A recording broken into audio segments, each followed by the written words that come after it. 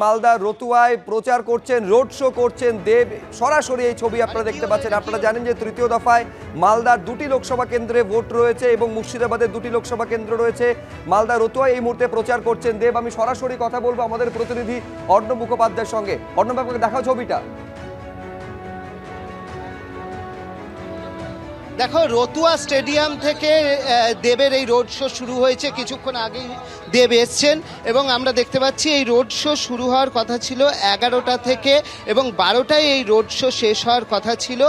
কিন্তু হেলিপ্যাড থেকে যেহেতু চপার উঠতে দেরি করে, সেই হেতু প্রধানমন্ত্রীর, যেটা তৃণমূল সূত্রে জানা যাচ্ছে, প্রধানমন্ত্রীর কর্মসূচি ছিল, তাই কলকাতা থেকেই চপার উঠতে দেরি করায় দেবের রোড শো এখানে শুরু হয়েছে বেশ কিছুটা দেরিতে। এবং এখানে কিন্তু শুরু হয়েছে একদম হেলিপ্যাড যেখানে রয়েছে সেই রতুয়া স্টেডিয়াম, সেখান থেকে শুরু হয়েছে এবং এটা যাবে হচ্ছে রতুয়া জিপি পর্যন্ত যাবে।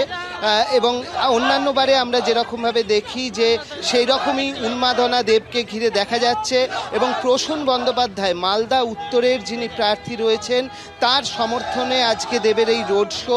এখানে আমরা জানি যে এখানে কিন্তু কংগ্রেস রয়েছে, তার সঙ্গে হচ্ছে বিজেপির খগেন মুর্মু রয়েছে, আর তৃণমূলের পক্ষ থেকে কিন্তু প্রার্থী হয়েছেন প্রসূন বন্দ্যোপাধ্যায়, প্রাক্তন আইপিএস, এবং তারই সমর্থনে আজকে দেবের এই রোড শো।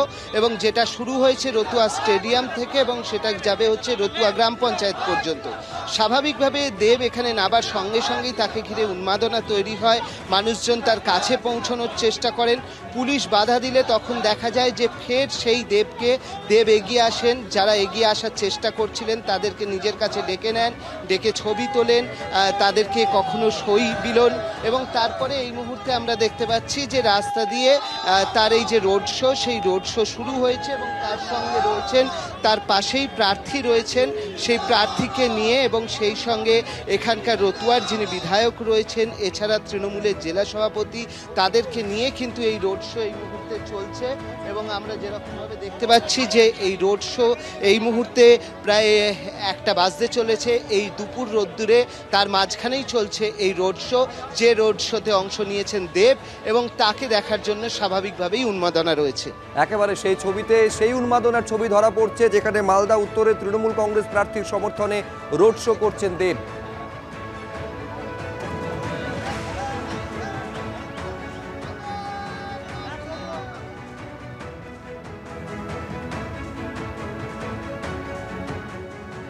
মেদিনীপুর জেলা শাসকের অফিসে মনোনয়ন জমা দিতে গেলেন ঘাটালের বিজেপি প্রার্থী হিরণ। সেই ছবি আপনারা দেখতে পাচ্ছেন।